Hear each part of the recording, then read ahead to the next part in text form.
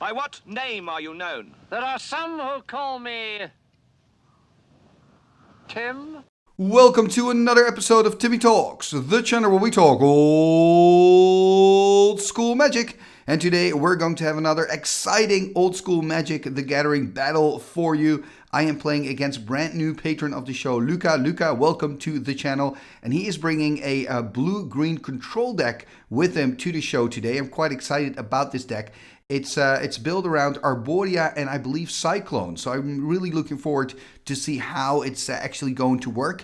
And I am playing with Eureka, the 4-color Eureka deck that was also on the show, I think 4 or 5 weeks ago. Maybe you remember. It's a super spectacular deck. I love to play with it because it's so explosive. Like, a lot of stuff happens whenever I play this deck. Whether I win or lose, it's always spectacular. So I'm really looking forward to play with this deck again. Now, before I dive into the decks, because I've got lovely deck photos of both of these decks, first I would like to ask for your attention for a quick message from our great sponsor, 3for1 Trading. 3for1 Trading is having a New Year sale that starts on Wednesday, January 8th. And as you know, this online store has just an amazing selection of the cardboard cards that you would want as an old school Magic player. Sign up now on their website to be the first to know when their promotion starts, and of course when new deals go online. New cards are added constantly to the 3for1 Trading online shop, so don't miss out. And we are back and ready to dive into the decks. Maybe it's good to first know that we're playing according to the Swedish rules, meaning no mana burn and no fallen empires and only one strip mine. But we are allowing reprints. We're pretty lenient with reprints, which, you know, my deck's full of reprints, which you will see on the deck photo. Anyway, let's continue with the deck. We're going to start with Luca, the player on the left. Let's take a look at his deck. And here we see the deck of Luca. So as you can see, it's blue and green. There's also white in there, actually. So it's blue, green, and white. I kind of skipped the white for some reason, but now looking at the deck photo, white is very much there. Very important, of course. White can solve a lot of problems. And of course, white in this case is very important because of the Circle of Protection green. But before we go there, maybe first have a look at Arboria and Cyclone, because I feel those two cards are the key cards in the deck. So maybe it's good to start with Arboria. Arboria is a world enchantment from Legends for 2 green and 2 that reads, creatures can't attack a player unless that player casts a spell or put a non-token permanent onto the battlefield during their last turn. So in other words, if you simply don't do anything or just make a token or use your millstone to mill your opponent's deck, for example, then your opponent cannot attack you, So it's kind of a defensive way. It's a way to control the board. Then the question is, what are you going to do with that time? If you're not casting anything, what else are you going to do? And I think that's where Cyclone comes in. So Cyclone is an enchantment from Arabian Nights for 2 green and 2 as well. And that reads, at the beginning of your upkeep, put a wind counter on Cyclone, then sacrifice Cyclone unless you pay a green for each wind counter on it. If you pay, Cyclone deals damage equal to the number of wind counters on it to each creature and each player. So with Cyclone, you can destroy all the creatures, and of course you can deal damage to your opponent, but also to you. And Cyclone works together quite well with Arboria. Why? When you've got Cyclone on the board, it does its thing. There's no need for you to play anything out. The problem, of course, is that you're also killing yourself, because you're also taking damage from the Cyclone, and that's, I guess, where the Circle of Protection green comes in, because with Circle of Protection green, it's quite easy to prevent all the damage that you're taking, so that means that only your opponent is taking damage. And then when we're looking at the list of Luca, we also see that he's only playing with 2 creatures, 2 Urnham Djinns. I would almost be tempted to also board those Urnham Djinns out and go completely creatureless, because remember, Cyclone also deals damage to all the creatures on the battlefield, but if you don't have any, it doesn't matter. So this deck is all about control, right? You want to get your Arboria out as quickly as you can, then you kind of want to lock the game until you find the pieces that you need, which is Cyclone and COP green. You want to deploy those, then lock the game again. And in the moments that you're actually playing something out, you're vulnerable, right? Because then your opponent can attack. Well, that's exactly where the fogs come in, right? So the fog can protect you in those turns where you have to play something out and you no longer have that Arboria protection. On top of that, you have got your white, your Wrath of Gods, your Divine Offerings, the Disenchants in the sideboard, all the things that white's really good at, that control package. And of course, you've got counter magic from blue. So you're really controlling the board until you have that combination of cards on the battlefield. So yeah, it's looking pretty good. I think one of the difficult things for me playing against this deck, because I'm playing with Eureka, I really want to win through creature damage. And I think if there's one thing that this deck is really good at, or should be really good at, it's making sure that you don't die to creature damage, right? I mean, I simply cannot attack as long as Arboria is active, right? Creatures can't attack a player. So that's going to be really tough for me. But on the other hand, it's going to take some time for Luca to kind of set everything up to get his lock working. So hopefully before that happens, I can just deploy tons of creatures through an early cheap Eureka and win the game that way. Talking about that, let's take a look at my deck, 4-color Eureka. And here we see my deck, 4-color Eureka. So this is built completely around the powerful sorcery from Legends, the Eureka, right? It's 2 green and 2 to cast. And it reads, starting with you, each player may put a permanent card from their hand onto the battlefield. Repeat this process until no one puts a card onto the battlefield. So the cool thing about this sorcery is that you're not dependable of your opponent. If your opponent says, I don't want to play out anything anymore, that's fine. You can just continue. It doesn't matter. So what I want to do with this deck, right, I want to get my Eureka as quickly as I can. If I don't have a Eureka in my opening hand, I want to try to find it with my draw 7s. With my Sylvan Libraries, with, of course, cards like Ancestral Recall, Braingeyser, Demonic Tutor. I just want to get a Eureka. And when I have my Eureka in hand, I want to get the other parts of the combo that I need, because this is basically a combo deck, right? So I want to have Eureka, and then I want to have a lot of big, fat creatures. So I'm playing 4 Shivan Dragons. I'm playing Nico Bolas, which is, of course, the dream to play out your Bolas. I'm playing 4 Triskelions. I'm also playing Urnum Djinns. The reason I've chosen Urnum is that it's a card that you can also cast if I don't have a Eureka. You know, it's still a good creature that maybe I can play out early. And when I do have a Eureka, it's still, you know, it's a 4 or 5 creature. It's worth casting with the Eureka. So it's kind of that balanced creature in this deck, you could say. But yeah, what I want to do is I want to get a Eureka. I want to get some of those big creatures in my hand. And then I also want to have a Concordant Crossroads. Concordant Crossroads is pretty important in this deck. I'm playing 3 of the Crossroads. It's an enchant world for 1 green. So I can also use it to get rid of an Arboria, actually, because it's also an enchant world. And what it does, it gives all my creatures haste. And that's very important. So if I have Eureka and a Concordant Crossroads, and let's say 2 Shivan Dragons in my hand, I can just play my Concordant Crossroads with my Eureka, play my 2 Shivans, and attack that same turn. So in an ideal situation, I can just kill my opponent on the spot, you know, if I have the Eureka, enough powerful creatures, and of course that Concordant Crossroads. So again, Concordant Crossroads is really important. And besides that, you know, the Eureka and the fat creatures and the Crossroads, I'm basically playing the powered cards, the restricted cards, because it's difficult, you know, to pull this off. So you need all those powerful magic spells to, you know, to get it going. And then I'm also playing with some legendary creatures just because I love them. You know, maybe I can already read in the comments people say, well, is that a right choice? For example, I'm playing with Gwendolyn. I think she's really cool. The problem, of course, is that she's got 2 black in the casting cost. And in general, I mean, look at my mana base.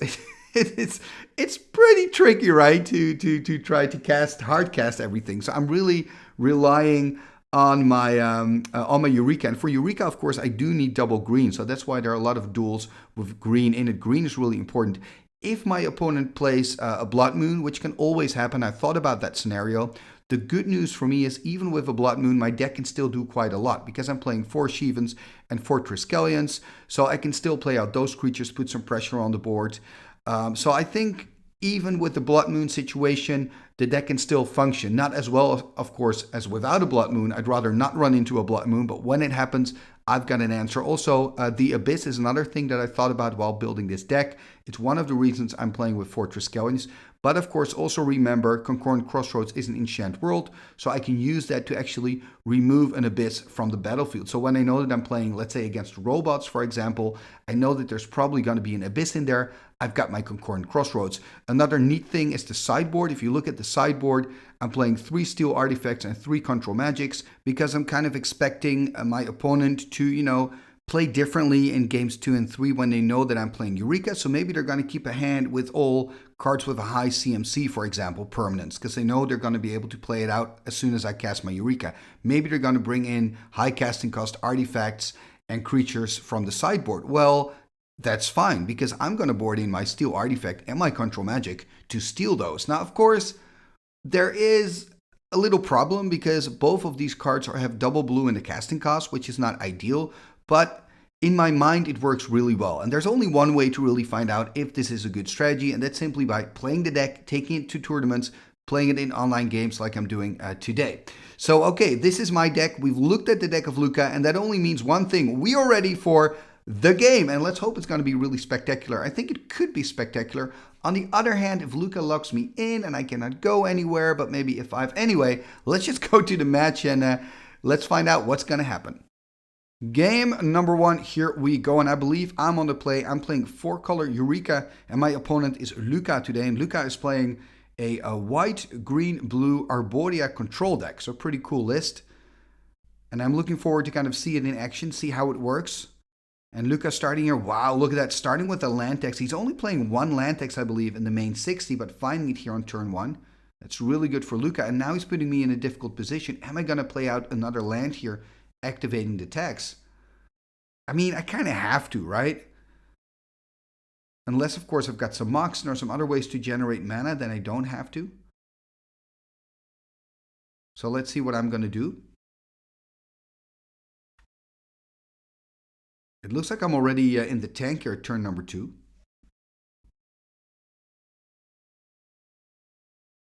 That land text is making my life difficult. Okay, there's a Mox Ruby. There's a Bayou, tapping 3. What are we going to see for 3? A Mind Twist for 2. Okay. So it's a small Mind Twist. On the other hand, if I play out a land and don't play out the twist, and of course Luca's going to fill his hand with basics because of the text, and the Mind Twist is going to be pretty useless. So going to text now, that seems to make sense. Going to take card number 6 out of the hand and card number 5. Let's hope they're good ones. Basic Force is not great. I am happy with the Strip Mine. Strip Mine is a pretty scary card when you look at my mana base. So that's something. Another line, of course, that I could have followed here is just to drop the Mox Ruby, don't play out the land, and pass the turn. That's another thing I could have done. Maybe that would have been better. And then later in the game, play out that twist. Or perhaps you see what Luca was going to do in that scenario. Anyway, the decision has been made, and Luca's going to look up 3 basics. And I remember that I thought this was quite interesting, because when I saw the text, I thought, oh, he's probably on some kind of Land's Edge, land text combo deck. But then I saw that there were no mountains in those basic lands, so that gave me some information about what he wasn't playing. And then, and now Luca's dropping the forest here and tapping the city, taking the damage, going to go to 18. Ooh, look at this, Sylvan Library. This is quite good. Yeah, Sylvan and text together. Very good start for Luca. Let's see what I'm doing. Tapping 4 though. Are we going to see a Eureka? There's the Eureka. Okay, there's the sorcery that my deck is built around. Now we're going to play out some cards. There's an Urnum. Let's see what Luca can do. There's an Urnum by Luca. He's playing 2 main, I believe. There's a Shivan. Ooh, there's a Time Vault. Another Shivan. So we've got 3 creatures on the board here. There's an island for Luca. And that's about it, I believe. Yeah, no cards in my hand anymore. And I'm a little bit surprised that Luca decides to, play out the island, because now he can no longer use the land text in his turn. So at least next turn I can swing in with my flying army. And I think if you're Luca, what you need here, he's playing a single raft, that would be quite good. An Arboria would be quite good, although then you still have to take damage, of course, next turn. But after that, you've got that Arboria. And that Arboria Time Vault combo, of course, is quite nice as well. But let's first see what Luca's going to pick up. He's giving a Forest Walk to that Shivan Dragon with the counter on it because of the Urnum. And he's now still in his draw phase, looking at 3 cards because of the Sylvan, having to make a decision here. Yeah, just drawing a single card for turn, so not taking any extra cards, not losing any life, playing a Plains here. Tapping the city, going to lose a life, going to go to 17. Going to tap 4. What are we going to see for 4? Oh, there's the Arboria. Yeah, there it is. So this is the card that Luca built his deck around. And the way Arboria works, it's an enchant world. And as long as you don't play out anything, your opponent cannot attack you. So in this case, of course, he played out the Arboria. So I have an opening here to attack. So I'm probably just going to swing in exactly attacking here with the Shivan Dragons. Going to deal 13 points of damage here. So just try to deal the max amount of damage. And of course I have to give Forest Walk to the Urnum of Luca, because of my my Urnham. And now he's going to look at the top 3 cards again because of the Sylvan. He's on 4. So I think Luca is not going to play out anything. If he is, he probably has a Fog in hand. He is playing with, I believe, 3 Fogs in the deck as well. So yeah, we could be in for a long game here. Now that Luca kind of has his Arboria lock going. Look at that, just passing the turn. Saying, you know, I don't mind. You can't attack me anyway. And this is a big problem for my deck, because my Eureka deck wants to win through combat damage. Tapping 2 here. There's a Sylvan Library.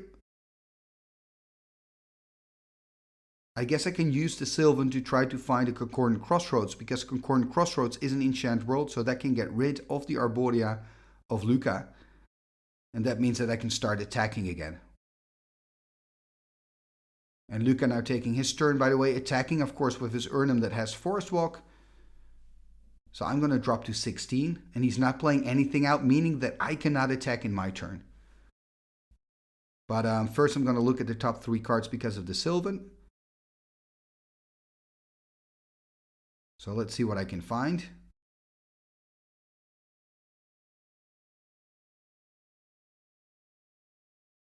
Yeah, just drawing a single card, not taking any extra damage here. Looks like I want to tap 3. Does it mean that I have like a draw 7, like a wheel or a time twister?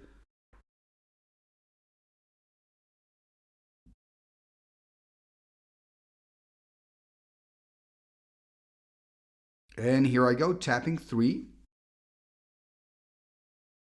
What am I going to do? And there's a Wheel of Fortune. Yeah, I kind of thought it would be a draw 7. Yeah, losing the Eureka in hand, which of course doesn't matter. Ooh, he's losing. Is that a Wrath of God, that one? That's quite nice if he loses the Wrath. So I'm going to draw 7 new cards. And Luca as well, of course.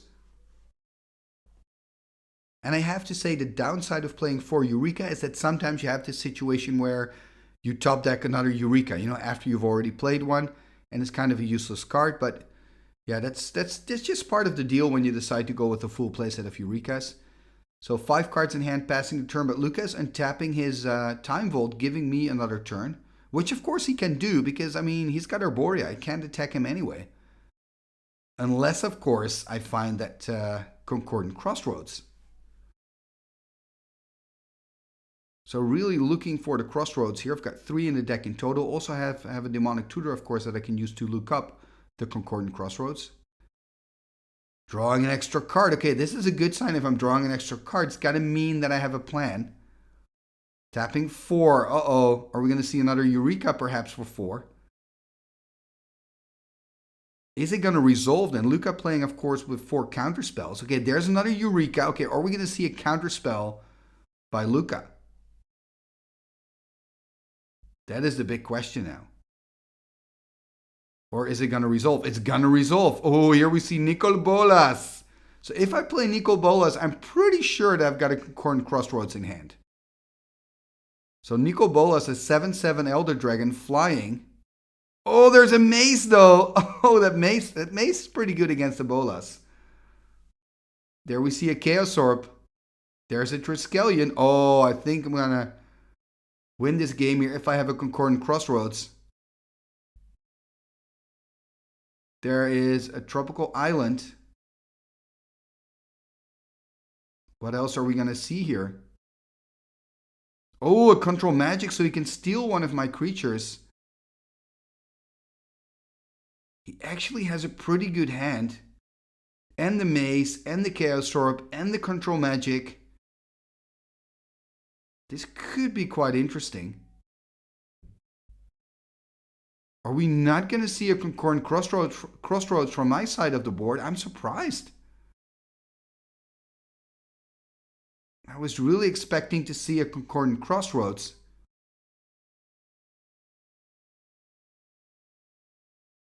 And I think that we're now going to see the Luca's spell's going to resolve first, so he can choose what he wants to steal.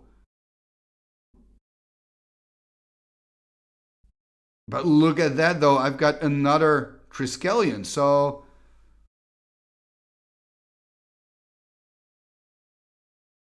I think I can win it because of the double Triskelions. I can take the counters off and kill Luca, who's just on 4. And I believe this is what we're talking about right now, is how does the Eureka work with the control magic. So the way it works, you put all your cards on the battlefield one at a time, but they don't resolve until the complete Eureka has been resolved. So after Eureka has been resolved, then you follow the stack. And your spells go on the stack first. So your creatures and lands and stuff go on the stack first. Then Luca's will go off. So then you've got that last in, first out. So Luca's spells are going to resolve first. I'm not sure if I'm explaining it correct, by the way. I'm not a judge by far. But that means that he gets to choose what to target with the control magic first. So I believe that he can then steal my my Triskelion here, and I cannot respond to that, I think. But it looks like he's saying you've got this in the bag.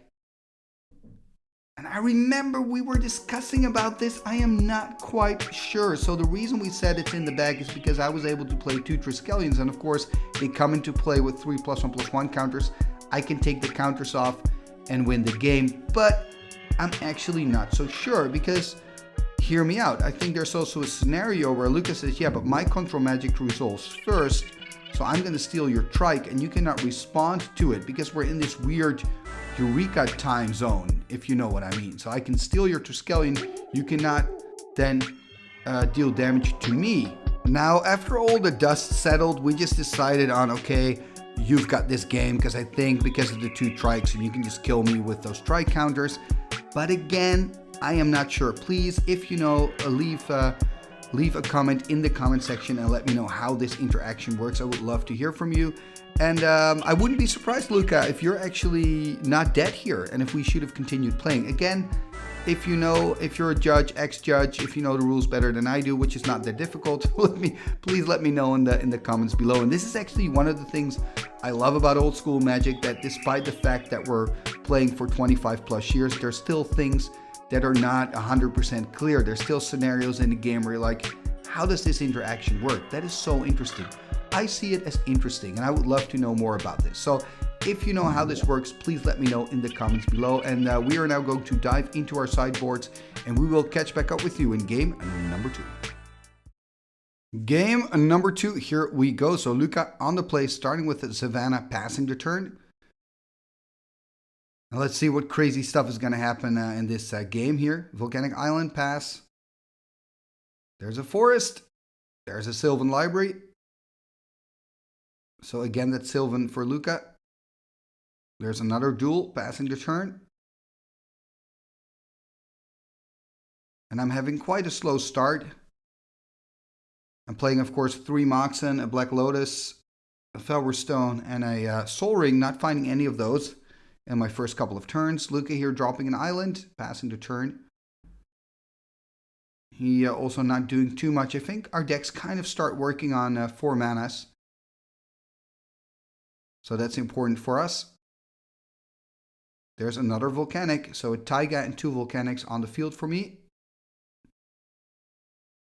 I mean, 3 is the number where I can start playing like a Time Twister or a Wheel of Fortune. Finding a Black Lotus. Okay, it looks like I'm going to accelerate here. Sacking the Lotus. What are we going to see for 6? Okay, there's a Triskelion. Was kind of thinking about a Shivan, so I'm a little disappointed. But a Trike, of course, is nice. Turn 3 Triskelion. Can be pretty powerful. So 4/4 creature. And of course, I can shoot those counters off to deal 1 damage to any target here. And Luca drawing a single card for turn. Tapping 4, taking a damage. Are we going to see an Arboria? Wouldn't be surprised. Okay, no, we're not. We're going to see an Urnimjin. And Urnimjin is a great answer to the Triskelion. Triskelion, of course, being a 4/4 and Urnimjin being a 4/5. Tapping 4 here. Taking a damage from the city. Oh, there's a control magic. Yeah, that's quite nice. Stealing the Urnim here. Attacking for 4. Going to put Luca on 15. Yeah, I feel like this control magic is really good. Luca needs to find an answer to the control magic. Drawing a card for turn. And he is, of course, playing with white, so could have some answers to enchantments. Going to take another damage, drop to 14. Going to tap 4 in total. Oh, there's a Wrath of God. Yeah, that also works. Going to deal 3. Going to put Luca here on 11. And I believe Luca is playing with 1 Wrath of God in the deck. Passing the turn here. Untap, upkeep, draw.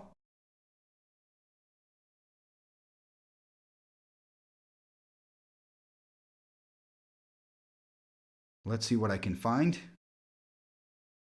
There's a strip mine. It looks like I want to strip something here. Going to strip the City of Brass.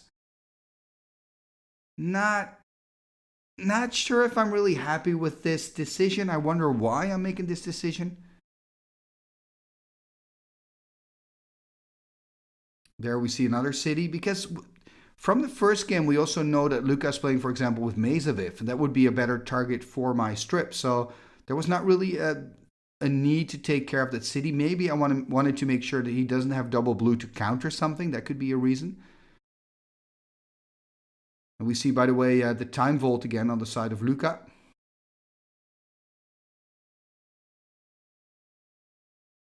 Gonna tap 2 here, it seems.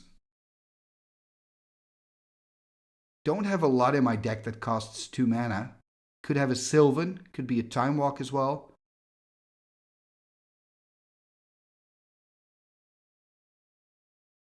Yeah, a little bit in the tank here again. Looks like I'm not quite sure about what to do.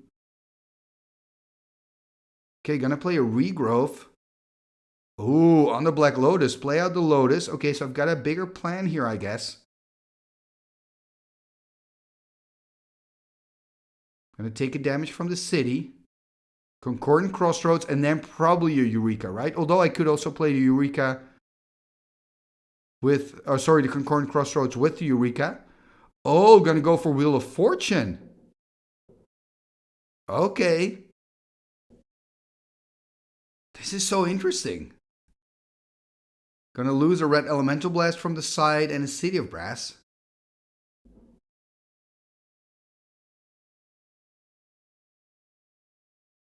Interesting situation, because Concordant Crossroads also a great card against Arboria.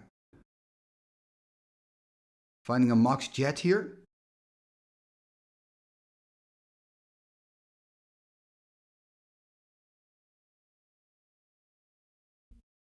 What else can I do?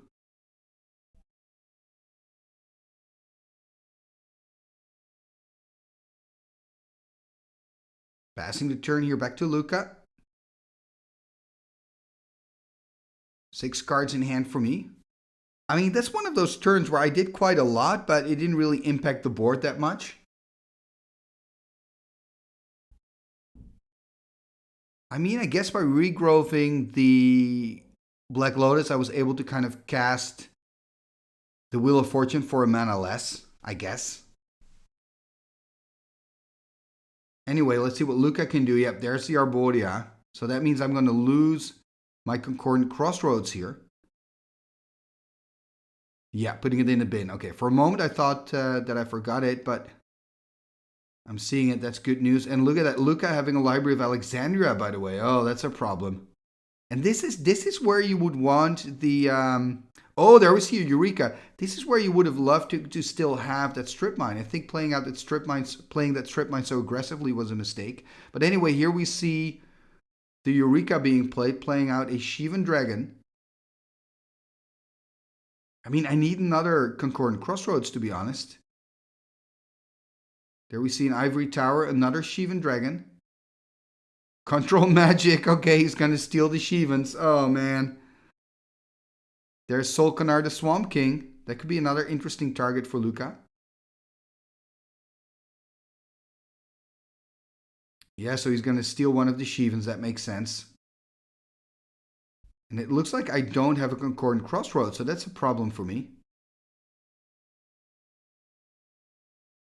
There we see a Sword of the Ages. And there we see the Crossroads. Okay, so this is really a big deal, because the Crossroads is going to destroy the Arboria. So it means I can attack. The question is, do I want to attack? Because I've got that Sword of the Ages. Maybe I shouldn't attack here because I shouldn't trade. So Sword of the Ages, am I really going to attack here? That would be a big mistake. Sword of the Ages is an artifact from Legends. And when it's untapped, you can tap it again, sacrifice it, and sack an X amount of creatures. So I can, for example, sack the Solkanar, the Swamp King, and the Shivan Dragon. And then it deals damage to any target equal to the power of those creatures added up. So if I pump my Shivan to, for example, 6 power, and I sack my Solkanar and my Shivan to the Sword of the Ages, I can deal 11 damage to Luca and win the game. I mean, it's pretty big if, because if Luca has, for example, a Divine Offering, he can just destroy the Sword of the Ages here and also gain 6 life. That would be a kind of a horror scenario for me. But if he doesn't, I can win the game next turn with Sword of the Ages. Look at that. It's going to take an extra card. Going to go down to 7. Going to draw an extra card. So he's really digging, which is a good sign for me. Okay, so he had the Ivory Tower, so he gained some life back with the tower, so it's going to go up to 8. Yeah, I think maybe, okay, there we see a maze. I think maybe I could have attacked. It wouldn't have mattered that much, because then he would have traded the Shivan for Shivan, probably would have dealt 5 with Solkanar. Oh, there's the Divine Offering, yeah.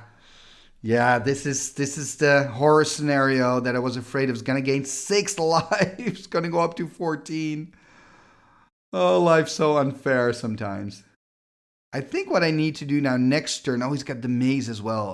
Yuck. Yuck, yuck, yuck. I'm in a bad position here. I mean, should I just attack with both creatures here? Yeah, pointing out that I had the beautiful Sword of the Ages plan, a card coming in from the sideboard. Attacking here with both creatures. It's going to offer him to trade Shivan for Shivan. Going to send back the Solkanar. And, oh, there's a blue Elemental Blast to make matters even worse. Wow. It's looking really good for Luca here. Next turn, he can swing in with his Shivan Dragon.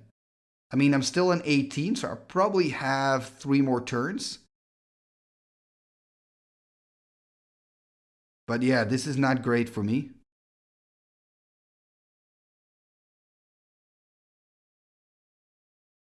So Luca drawing 2 more cards. Gonna drop to 10. Draw an extra card with the Library of Alexandria here. There's an island. There's the attack. There's nothing I can do. Gonna take 5. Gonna go to 13. I think I would have pumped it up here with the city, to be honest. Because then you can be done in 3 attacks. Of course, easy here for me to look at it from this position. And I have to say, Luca, we really had a nice match here. Well, we really, both of us tried to, to get the most out of our decks. And here we see a Bayou being played out. Tapping. Okay, tapping a lot. Do I have a Brain Geyser here? Gonna take another damage. Gonna go to 12. Oh, a Mind Twist. Is it gonna get countered? That's the big question. Ooh, and I'm gonna gain a life from Solkanar. Solkanar gives you a life every time you play a black spell. So he gets to keep 1 card. Yeah, that hand's not looking mighty impressive. But at least I'm also deactivating the Library of Alexandria, so that's something. But he still has my dragon that he's killing me with. That's a big problem, of course. He's going to look at the top 3 cards. So I think he can swing in here for at least 5, but I would swing in for 6. Then he would put me on 7. Or does he have better options? I'm going to tap 5. Okay, 4 actually. There's a Jam Day Tome. Attack me again here. Is he going to pump it up? Nope, he's not. So I'm going to drop to 8. Going to pass the turn back to me. And I believe Luca is also playing with Psionic Blast, so that could also be a way to kind of end it the next turn. There's just a tropical island for me. Passing the turn, so Luca untapping. I mean, I need a miracle to still win this. Here in game 2. There's the attack. Gonna go to 3. There it is, the Psionic Blast. There we go. So losing game number 2 here. And yeah, Luca's deck is kind of impressing me. It's gonna be tough for me to win this match. But hey, we have a game number 3. So I'm just keeping my fingers crossed and hoping for the best. Game number 3. Here we go. The big decider. Who is going to win this matchup? Is it going to be Luca or is it going to be me? Starting here with a Soul Ring passing the turn. And it's the first game I get to be on the play. So let's see if that's a good thing for me. No land text for Luca at least. That's good news. If I can find another green, are we going to see an early Eureka? That would be pretty cool.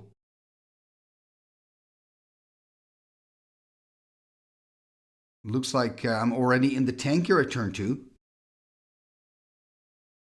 What to do? Maybe, oh, look at that. There's a Black Lotus. Sacking the Lotus, kind of going all in here on a Shivan Dragon turn 2. That's pretty cool. 4 cards left in hand.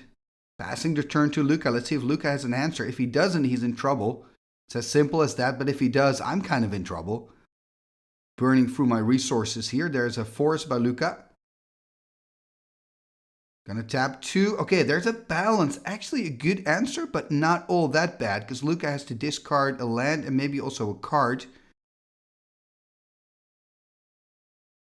I think he should. I've got 4 in hand. I believe he's on 5 in hand. Because he was on the draw. Exactly. There's the Psionic Blast. Okay, so it's not great, but it's also not that bad. I think like a simple Swords would have been worse for me. And look at this, just passing the turn. So I guess I kept a hand with a land, a Soul Ring, and a Black Lotus. But also Luca missing a land drop here. So we're both kind of top decking, trying to find lands. Look at us. Okay, finding a tropical island, tapping 4. Are we going to see a Eureka here? No, yeah, oh, we are. Okay, for a moment I thought it was an Urna, but it is a Eureka, starting with a Triskelion. There's a Sylvan. There's another Triskelion. I'm really afraid of Control Magics now, to be honest. If Luca has Control Magics, oh, this could really backfire.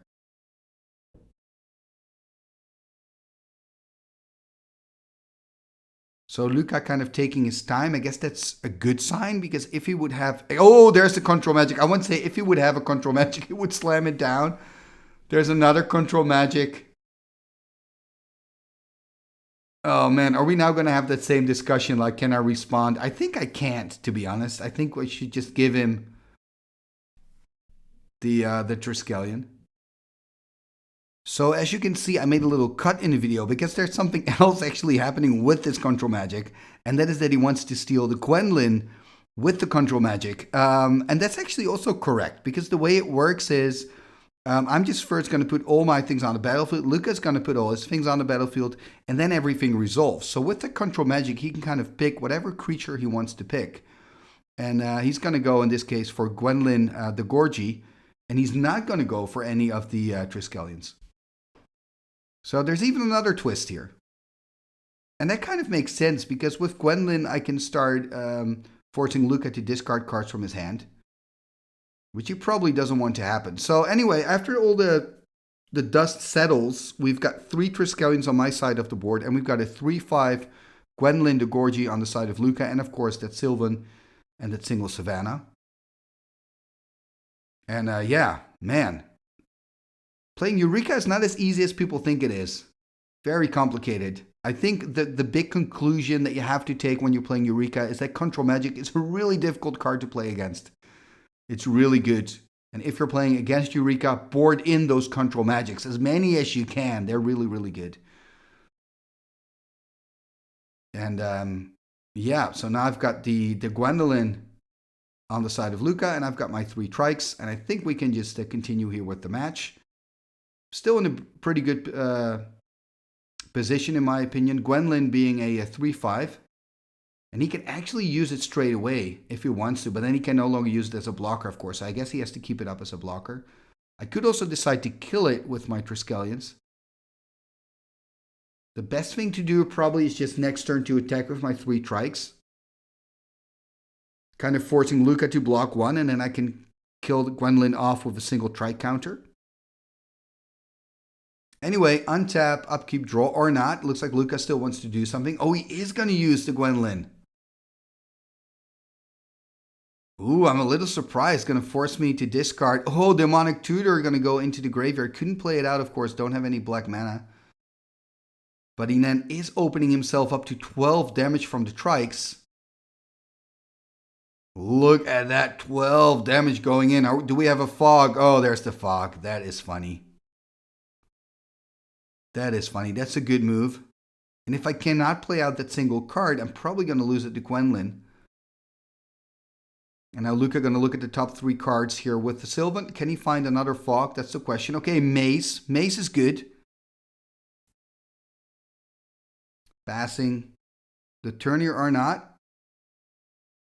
That Mace is useful, but I mean, still Luca's in a bad position. Of course, going to tap 2 or take a damage from the city. Okay, there's a regrowth. What is he going to get back? The balance. Ooh. I mean, that's pretty interesting. And Luca thinking about using it. I mean, if he does, he's going to take 8 more damage. He'll drop to 11. And also the balance is going to offer me a very interesting scenario, right? Because I can kill my own Trikes. And then forcing Luca to also discard his own Gwendolyn de Gorgie.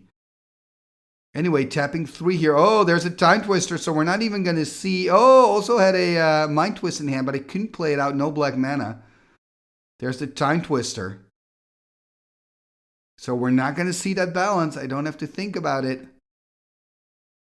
Oh man, what a third game. What a third game. I have to say the Eureka deck, it's a lot of fun to play.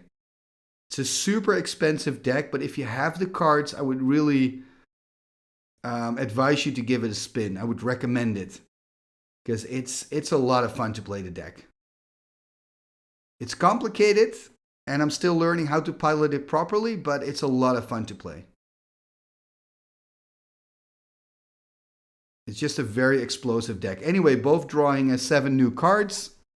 Remember, I haven't played out a land yet. If it can find an island and a time walk, that would be ideal.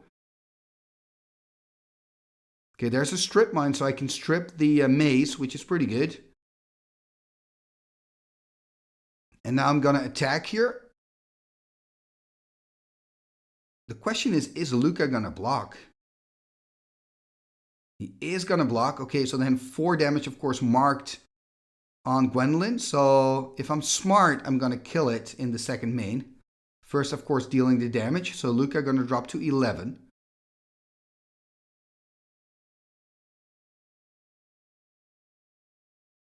And exactly, it survives. It's got 5 toughness. And now I'm going to kill it, exactly. I have to say, Gwendolyn is just a really good creature. 4 mana for a 3/5 that can force your opponent to discard a card at random. So it's better than Disrupting Scepter. The problem, of course, with Gwendolyn for most decks is the casting cost. 2 black, a blue, and a red. But if you're heavy into black anyway, I mean, you could definitely play it. I can see that in a deck with Solkanar the Swamp King, Gwendolyn, like a mainly black deck. And you can play blue for the power, red for the burn, and just, Hypnotic Specters, maybe Jusum Jins. Just make a really strong deck. Perhaps you could also have Setch Trolls in that deck. It could be pretty good, actually, now that I think about it. Anyway, let's first see what Luca can do. So Luca kind of with his back against the wall with those Trikes. Even if he has Arboria, it's not going to be enough. He needs a Wrath of God or a Balance. Chaos Orb, I don't think is going to cut the cake. Going to activate the Chaos Orb. Probably gonna flip on one of the Triskelions.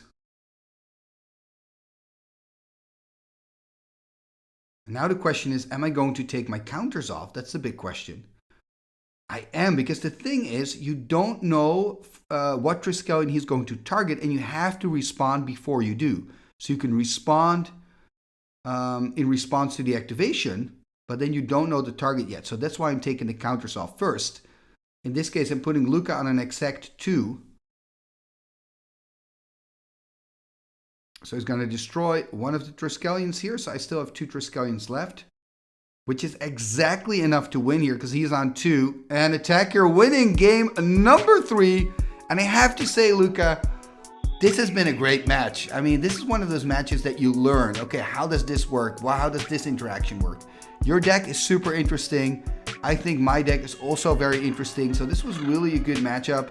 Again, I'm hoping people in the comments can enlighten us on how Control Magic works with that Eureka situation, especially with the Triskelion. Would be great if people can help us out in the comment section. And like I said, I had a great match, and I have to say, Luca, welcome as a patron to Timmy Talks. Thank you for supporting the show. And talking about that, if you would like to play against me, you can also become a patron of the show. Check out patreon.com/TimmyTalks for all the information. And for now, thank you very much for watching. And before you go, please leave a like, share it on your socials, leave a comment in the comment section if you want. It's all free and all helps the channel move forward. For now, thank you very much for watching, and see you next time.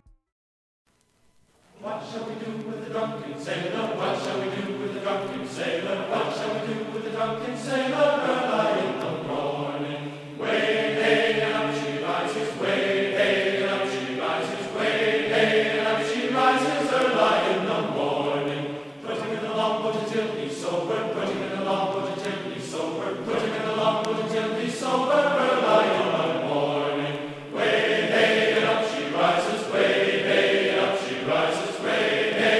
She rises early in the morning. Pull out the plug and wet him all over. Pull out the plug and wet him all over. Pull out the plug and wet him all over. Early in the morning. Way hey up she rises. Way hey up she rises. Way hey up she rises early in the morning. What shall we do with the drunken sailor? What shall we do with the drunken sailor? Put him in the scouts to the husband, son. Put him in the scouts to the husband, son. Put him in the scouts to the husband, son. Early in the morning, way hey up she rises, way hey up she rises, way hey up she rises early in the morning. Igitus, figitus, sumba, kazee.